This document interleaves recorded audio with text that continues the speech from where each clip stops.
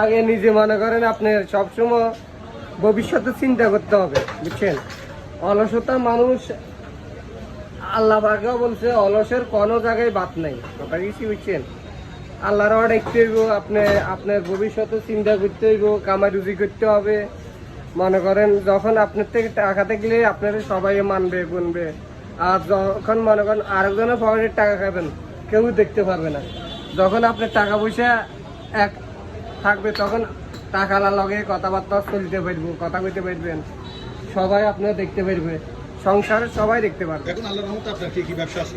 আল্লাহর রহমতে আমার তো মনে করেন এই হোটেল ডিমান্ডের আমার দুইটা হয়, এইটা হচ্ছে এইটা হোটেল, আর একটা আছে সাদিয়া গেছিলেন লাগে হোটেল। আর এমনি টুকটাক মনে করেন গাড়ি, ওই ড্যান গাড়ি ট্যান গাড়ি এগুলো নিয়ে ভাড়া টাড়া দিই, এগুলো করি। মানে আমার ওই বেকার পথে আমি দেখতে মনে চাই না। যেমন এটা আমি একজনের দিকে চাই থাকুম না, নিজে সহ ধরি কাজে যারা থাকে ওরাও আমার ভাইবারা, ওদের সাথে আমি সহযোগিতা করি, কথা বুঝছেন?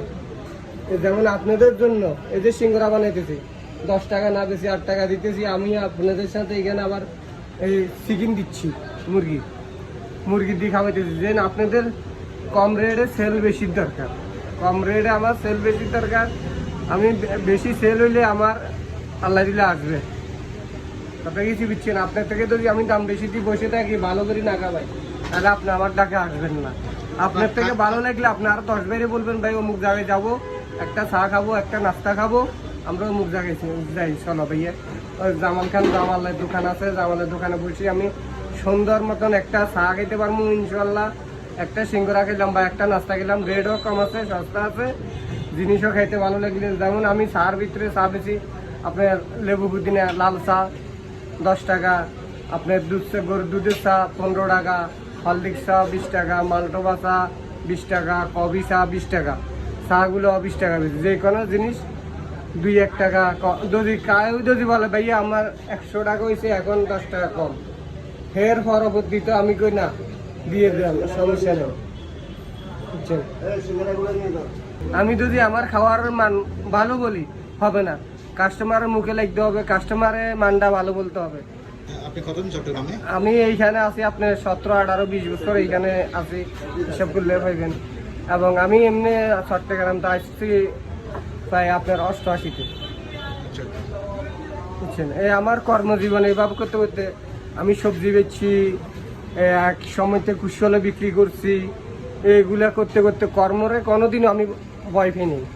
আমার জীবনটা হয়ে গেছে কর্মজীবন। মনে করেন এখন মনে করেন বাড়ি ঘরে যদি যাই, 2 দিন বসে থাকলে গা হাত ব্যথা করে। মনে করেন আমার কর্মটাই আমার ভালো লাগে। আমি এইখানে না থাকলে বারোয়ালিয়া জায়গার যদি আসি কর্ম করি, আমার তো এটাই শান্তি লাগে। আমার তো সবচেয়ে ভালো লাগে সবাই লগে আসতেছি, মারতেছি, কথাবার্তা কইতেছি, হ্যাঁ কথাবার্তা কইতেছি। মনে করেন এই আমার এইখানে এই জায়গাটাই সবচেয়ে বড় ভালো। আমি সবাই লগে হাঁড়ি চলির কথা কই। আমার ভিতরে অহংকারী জিনিসটা আমি কারো দেখতেও পারি না, এবং কেউ করো না, এটা নিজেও পছন্দ করি না, অন্য কেউ পছন্দ ভালোবাসি না।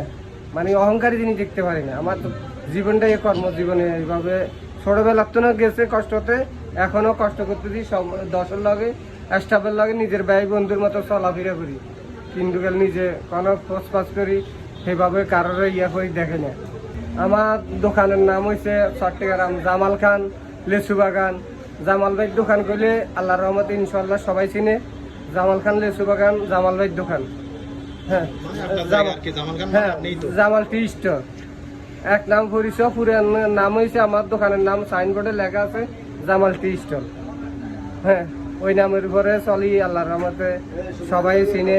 আমরা জামাল ভাইয়ের দোকানে যাই, একটা চা নাস্তা খাই,